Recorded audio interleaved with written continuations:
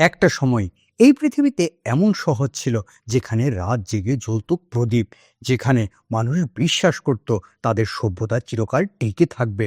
তারপর কিছু একটা ঘটেছিল। কোনো সতর্কবার্তা ছিল না, কোনো শেষ ঘোষণা ছিল না। শুধু একদিন সবকিছু থেমে যায়। বাজার ফাঁকা, মন্দির নিঃশব্দ, ঘরের ভিতরে পড়ে আছে অসমাপ্ত কাজ, যেন মানুষগুলো হঠাৎ উঠে দাঁড়িয়ে গেছে আর আর কখনো ফিরে আসেনি। কি এমন হয়েছিল যে পুরো একটি সভ্যতা মাটির নিচে চাপা পড়ে গেল? খরা, মহামারী, যুদ্ধ, নাকি এমন কোনো বিপর্যয় যার চিহ্ন ইতিহাস মুছে ফেলেছে? আজও জঙ্গলের গভীরে, সমুদ্রের অন্ধকারে, মরুভূমির নীরব বালির ভিতরে লুকিয়ে আছে সেই প্রশ্নের উত্তর। প্রতিটি ভাঙা দেওয়াল যেন ফিসফিস করে বলে, আমরাও একদিন শক্তিশালী ছিলাম। কিন্তু ক্ষমতা, মানব অহংকার এবং প্রকৃতির সামনে সভ্যতা কতটা ভঙ্গুর তার সাক্ষী হয়ে দাঁড়িয়ে আছে এই শহরগুলো। আর সবচেয়ে অস্বস্তিকর সত্যটা কি জানেন? তাদের গল্প হয়তো আমাদের ভবিষ্যৎ। আটলান্টিস শুধু একটি মিথ ছিল না, এটি ছিল একটি সভ্যতা। কমপক্ষে তাই দাবি করেছেন প্লেটো। তিনি এটিকে বর্ণনা করেছিলেন ধনী, শক্তিশালী এবং অত্যন্ত উন্নত হিসাবে। বিশাল মন্দির, ব্রোঞ্জের দেওয়াল, স্বচ্ছ জলের সমকেন্দ্রিক খাল, যা শহরকে ঘিরে রেখেছিল নিখুঁত বৃত্তে। এটি ছিল এমন এক নগরী যেখানে ছিল কৃষক, শিল্পী, প্রকৌশলী আর যোদ্ধা। তারা খনন করত, সেনাবাহিনী প্রশিক্ষণ দিত এবং সমুদ্রের দেবতা প্রিসাইডনের পুজো করত। তারা বিশ্বাস করত তাদের শক্তি অটুট। তারপর মাত্র একদিন, এক রাতের মধ্যে পুরো শহর সমুদ্রের নিচে ডুবে যায় চিরতরে। কোনো বেঁচে থাকা নেই, কোনো নিশ্চিত ধ্বংসাবশেষ নেই, আছে শুধু একটা গল্প। কেউ বলেন প্লেটো এটি নৈতিক শিক্ষা দেওয়ার জন্য কল্পনা করেছেন, অহংকারের পরিণতি বোঝাতে। আবার অনেকে বলেন এটি বাস্তব ঘটনাকেই মিথের আড়ালে লিখেছেন তিনি। কিন্তু যদি এই গল্পটি সত্যি হয়, মারিতানিয়ারি পশ্চিম সাহারা মরুভূমিতে একটি বিশাল কাঠামো আছে, রিচার্ড স্ট্রাকচার। অনেকে একে বলেন সাহারার চোখ। উপগ্রহ থেকে দেখলে এটি একটি বিশাল সমকেন্দ্রীয় বৃত্তের মতো, ঠিক যেমন বর্ণনা করেছিলেন প্লেটো। তিনটি জলের স্তর, দুটি স্থলের স্তর। কাকতালীয়, তাই না? আরও আশ্চর্যের বিষয়, বলা হয় এর দক্ষিণ দিকে একসময় সমুদ্রের সঙ্গে সংযোগ ছিল। স্যাটেলাইট চিত্রে এটা দেখা যায়। প্রাচীন জলপ্রবাহের চিহ্নও আছে এখানে। আরও একটি তথ্য, প্রায় ৪,৫০০ থেকে ৫,০০০ বছর আগ পর্যন্ত সাহারার মরুভূমি ছিল। সবুজ, নদী, হ্রদ, বন্যপ্রাণী, একটি উর্বর অঞ্চল। প্লেটো বলেছিলেন উত্তরে পাহাড় ছিল, ঠিক এখানেও রয়েছে অ্যাটলাস মাউন্টেন্স। এই মিলগুলো কি শুধু কল্পনা, নাকি আমরা সত্যি দাঁড়িয়ে আছি একটি হারিয়ে যাওয়া সভ্যতার ধ্বংসাবশেষের উপরে, যার নাম ছিল অ্যাটলান্টিস? হয়তো অ্যাটলান্টিস সমুদ্রের নিচে নয়, হয়তো এটি লুকিয়ে আছে বালুর নিচে, আর হয়তো ইতিহাস আমাদের থেকে সত্য লুকিয়ে রেখেছে ১,০০০ বছরের জন্য। অন্যদিকে আরব সাগরের ঢেউয়ের মাঝে নিঃশব্দে শুয়ে আছে আরও এক কিংবদন্তি, একটি শহর যা শুধু ইতিহাস নয়, বিশ্বাসের অংশ। আর তার নাম দ্বারকা। হিন্দু ধর্মগ্রন্থে বলা হয় মহাভারতের পর শ্রীকৃষ্ণ একটি নতুন নগরী নির্মাণ করেছিলেন, একটি সুরক্ষিত, সমৃদ্ধ, সুশৃঙ্খল রাজ্য। সোনালী প্রাসাদ, প্রশস্ত রাস্তা, সাগরের সঙ্গে সংযুক্ত শক্তিশালী বন্দর। কিন্তু দ্বারকার গল্প এখানে শেষ নয়। সমুদ্রের উপকূলের মাঝে অবস্থিত একটি পবিত্র দ্বীপ, বেট দ্বারকা। গুজরাটের ভাষায় বেটের অর্থ দ্বীপ, আর এই দ্বীপকেই বলা হয় শ্রীকৃষ্ণের ব্যক্তিগত নগরী।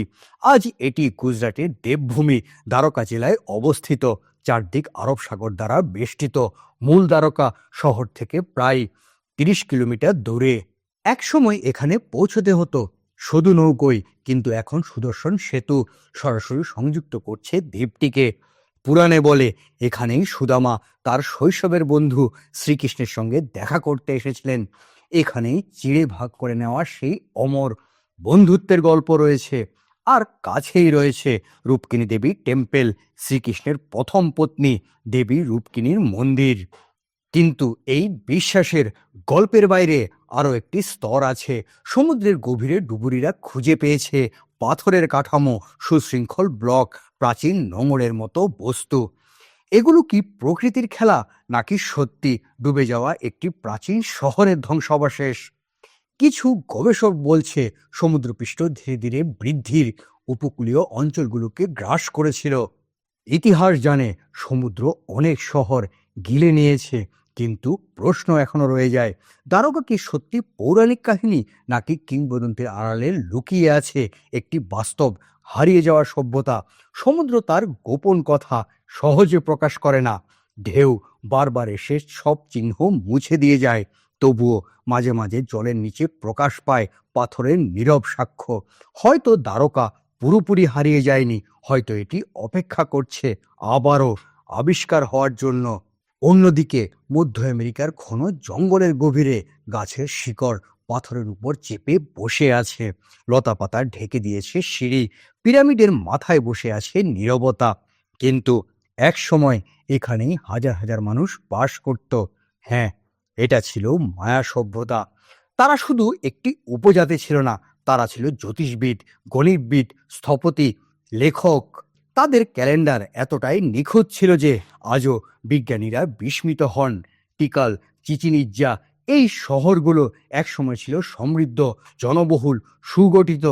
তাদের পিরামিড শুধু ধর্মীয় স্থাপনা নয়, এটা ছিল জ্যোতিষবিদ্যার মানচিত্র। চন্দ্র, সূর্য, গ্রহ সবকিছুর গতিবিধি তারা হিসেব করত। কিন্তু তাহলে কি হলো? অষ্টম এবং নবম শতাব্দীর মধ্যে হঠাৎ করে দক্ষিণাঞ্চলের বড় বড় শহরগুলো পরিত্যক্ত হয়ে যায়। রাজপ্রাসাদ ফাঁকা, মন্দির নিঃশব্দ, লিপির লেখা থেমে যায়। কেউ একদিনে ধ্বংস করেনি তাদের, কোনো বিশাল বিস্ফোরণ হয়নি, এমনকি সমুদ্রে ডুবে যাওয়ার কোনো গল্পও নেই। বরং ধীরে ধীরে জঙ্গল তাদের শহর গিলে খেয়েছে।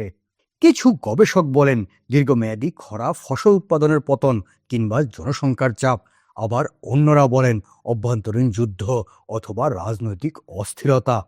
সম্ভবত সবকিছু একসঙ্গে ঘটেছিল। তবে সবচেয়ে ভয়ের বিষয় হলো, মায়ারা জানতো আকাশের রহস্য, তারা সময়ের হিসেব জানতো, তারা বিশাল পাথরের নগরী বানিয়েছে, তবু তারা নিজেদের ভবিষ্যৎ রক্ষা করতে পারেনি। আজ যখন আমরা জঙ্গলের ভিতরে দাঁড়িয়ে একটি পরিত্যক্ত পিরামিড দেখি, আমরা শুধু একটি ধ্বংসাবশেষ দেখি না, আমরা দেখি একটি সতর্কবার্তা। সভ্যতা ধ্বংস হয় যুদ্ধ বা বিপর্যয়ে নয়, কখনো কখনো ভুল সিদ্ধান্ত, পরিবেশ পরিবর্তন এবং অতিরিক্ত অহংকারেও। মায়া সভ্যতা হারিয়ে গেছে, কিন্তু তাদের পাথরের শহরগুলো আজও দাঁড়িয়ে আছে জঙ্গলের নিঃশব্দ সাক্ষী হয়ে। আজকের সাহারা মরুভূমি, অসীম বালু, নীরবতা, জীবনের প্রায় কোনো লক্ষ্যই নেই।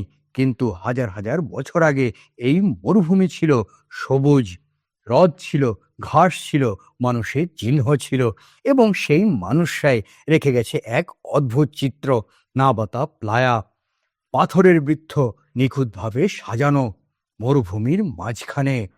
প্রথম দেখায় এটি সাধারণ মনে হতে পারে, কিন্তু সূর্য যখন নির্দিষ্ট দিকে ওঠে, পাথরগুলোর ছায়া একটি নির্দিষ্ট নক্ষত্রমণ্ডলের দিকে ইঙ্গিত করে। অনেকে বলে এটি বিশ্বের প্রাচীনতম জ্যোতিষ বৈজ্ঞানিক স্থাপনাগুলোর মধ্যে একটি। নাবাতা প্লায়া স্টোনহেঞ্জ থেকেও প্রায় 1000 বছরের পুরনো বলে ধারণা করা হয়। কিন্তু প্রশ্ন হলো, যারা এই পাথরগুলো স্থাপন করেছিল তারা কারা? তাদের কোনো লিখিত ইতিহাস নেই, কোনো বিশাল প্রাসাদ নেই, কোনো সমাধি নেই। তারা শুধু ফেলে রেখেছে আকাশের দিকে তাকিয়ে থাকা কিছু পাথর। তারা কি নক্ষত্রের গতিবিধি জানতো, বর্ষার সময় নির্ধারণ করত, নাকি আকাশকে দেবতা হিসেবে পুজো করত? তারপর একদিন সাহারা শুকিয়ে যায়, বৃষ্টি কমে যায়, হ্রদ উধাও হয়, মানুষ ধীরে ধীরে এই অঞ্চল ছেড়ে চলে যায়। মরুভূমি সবকিছু ঢেকে ফেলেছে। হাজার বছর ধরে এই পাথরের বৃত্ত বালুর নিচে ঘুমিয়েছিল, যতদিন না আধুনিক প্রত্নতত্ত্ব এটিকে আবার আলোয় নিয়ে আসে। মায়ারা আকাশের হিসেব রাখত, নাবাতায়া প্লায়ার মানুষও আকাশের দিকে তাকিয়ে থাকত, কিন্তু ইতিহাস তাদের মনে রাখেনি। শুধু পাথরগুলো দাঁড়িয়ে আছে, প্রমাণ হিসেবে যে মানুষ বহু আগে থেকেই মহাবিশ্ব বোঝার চেষ্টা করছিল। হয়তো সভ্যতা মানেই বিশাল শহর নয়, হয়তো সভ্যতা মানে অন্ধকার আকাশের নিচে দাঁড়িয়ে নক্ষত্রের ভাষা পড়া। অ্যাটলান্টিস হয়তো সমুদ্রের নিচে দ্বারকা বিশ্বাস আর জলের মাঝে দাঁড়িয়ে, মায়া সভ্যতা জঙ্গলের নিঃশব্দ সতর্কবার্তা, প্লাবতা মায়া মরুভূমিতে দাঁড়িয়ে থাকা নক্ষত্রের সাক্ষী। চারটি ভিন্ন ভূমি, চারটি ভিন্ন সময়, চারটে হারিয়ে যাওয়া জগৎ, কিন্তু তাদের গল্প একই। সভ্যতা অমর নয়, শক্তি যথেষ্ট নয়, জ্ঞানও যথেষ্ট নয়, প্রকৃতি, সময় এবং মানব অহংকার সবকিছুর উপরে আজ আমরা তাদের ধ্বংসাবশেষ দেখি আর ভাবি কেন তারা হারিয়ে গেল। কিন্তু হয়তো একদিন কেউ আমাদের ধ্বংসাবশেষের দিকে তাকিয়ে একই প্রশ্ন করবে। ইতিহাস শুধু অতীত নয়, এটি ভবিষ্যতের এক সতর্কবার্তা।